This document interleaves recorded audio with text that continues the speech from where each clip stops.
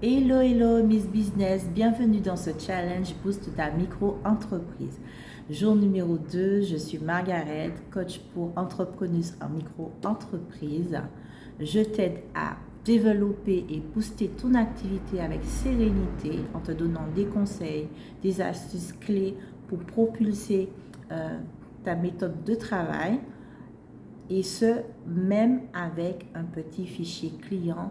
C'est possible d'aller au-delà de tes résultats actuels.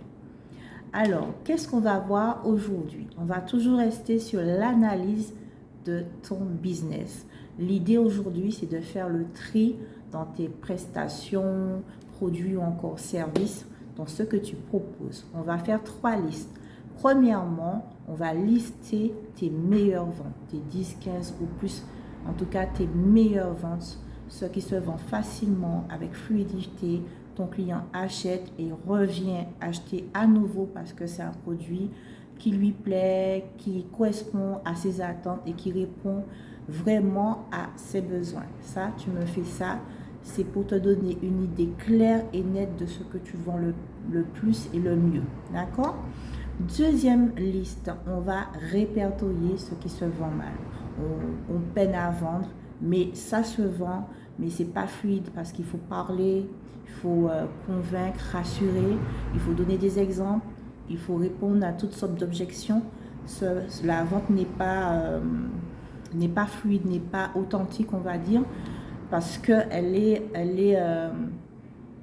elle est empreinte de doute du client et toi-même tu essaies de faire voler tout ça, mais avec difficulté. Donc, ça se vend, mais ça se vend mal. Ce n'est pas quelque chose qui est demandé et ton client qui va l'acheter ne va pas forcément revenir l'acheter, ce qui fait que ton produit il est là et il ne se vend pas trop bien. Il se vend, mais pas trop bien en fait. Je pense que tu as compris l'idée. Donc ça te permettra de voir quelles prestations, produits ou services qui se vendent mal ou la vente n'est pas fluide.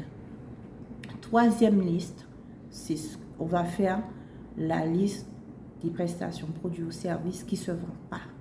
On a beau faire des mises en avant, des promos, des publicités dessus, le truc ne se vend pas. Il ne veut pas partir, il ne veut pas décoller et il est là sur la carte, sur la proposition de ce que de service, sur ta carte, sur ton étagère, peu importe. En tout cas, il est là, il ne bouge pas en fait.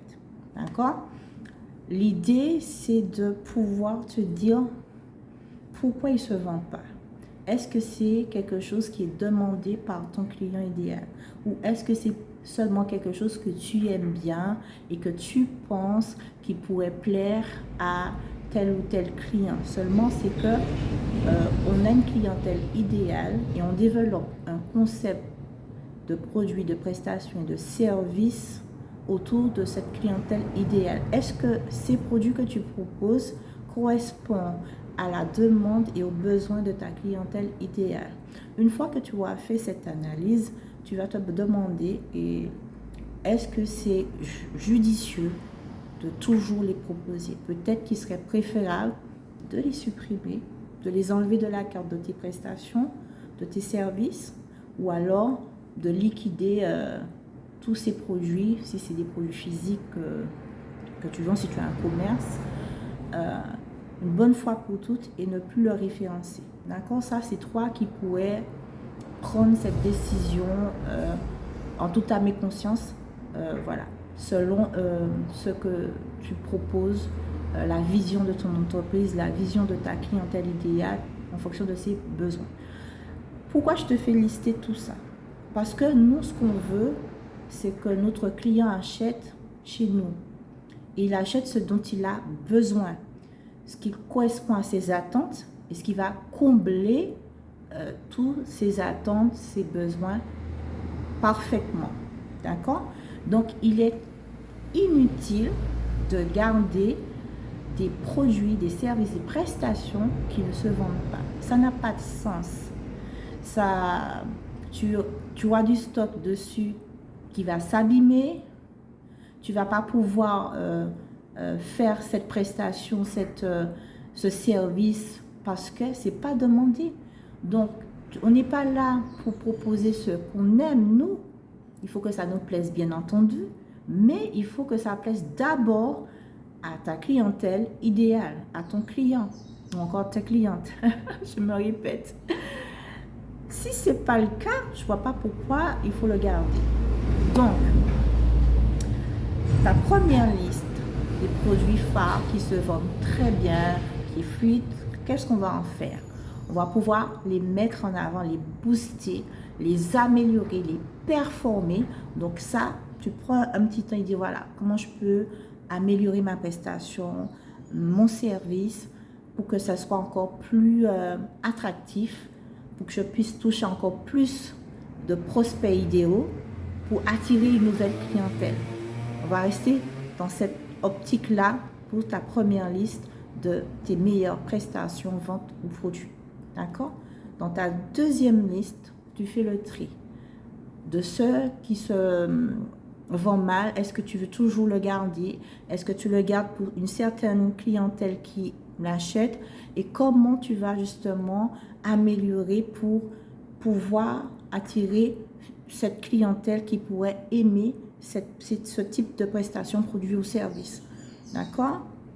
Ensuite, la troisième liste, regarde bien si il ne serait pas judicieux de les enlever de ta carte de prestation de service ou de liquider tous ces produits que tu n'as pas besoin, que ton client n'a pas besoin et que tu n'as pas besoin de garder en stock. D'accord?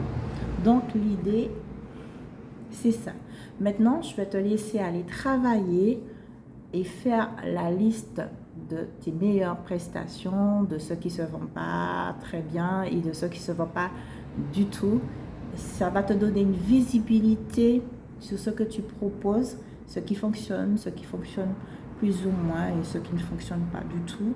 Et tu vas voir que ton instinct de chef d'entreprise va te donner la solution. Si toutefois tu veux qu'on travaille cet aspect de ton entreprise, je propose des séances Vision Claire. Ce sont des séances de travail gratuites de 40 minutes. Je t'invite à prendre ton rendez-vous, le lien est dans la bio. Pour le moment, cette séance Vision Claire se passe le mercredi. Donc, si tu souhaites la faire un autre jour, tu m'envoies un MP. Il m'arrive d'être disponible dans la semaine.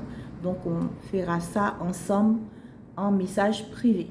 Alors, je te souhaite une très très bonne journée et je te remercie pour ton attention. Et bon challenge à toi. Bye bye.